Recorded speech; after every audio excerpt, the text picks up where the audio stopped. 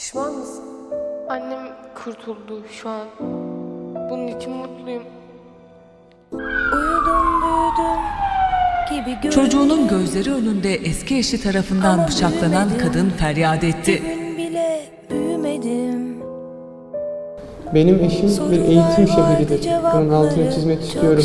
17 yaşındaki Ayşe Meşe'yi pazar yerinde altı yerinden bıçaklayarak öldüren Münevver Karabulut cinayeti genç kızın katledildi. Üniversite öğrencisi Özgecan Aslan eve dönmek için bir minibüse bindi ama ondan bir daha haber alınamadı.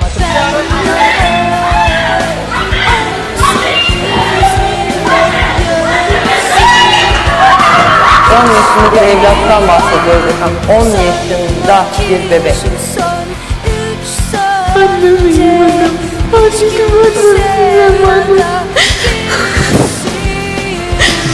Daha 18 yaşındaydı Buket. Hastaneye getirildiğinde ağır yaralıydı. 10 aylık bebeğiyle kaçırıldı. Sonra her ikisinin de cansız bedenleri Güzeller güzeli Helen'i katletti.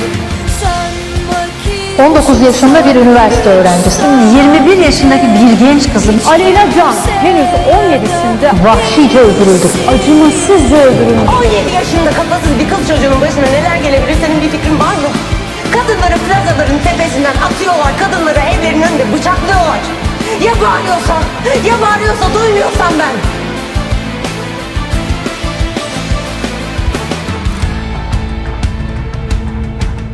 Tüm Türkiye'den kadınların ölmek istemiyoruz çığlığı yükselirken biz artık korkmak istemiyoruz.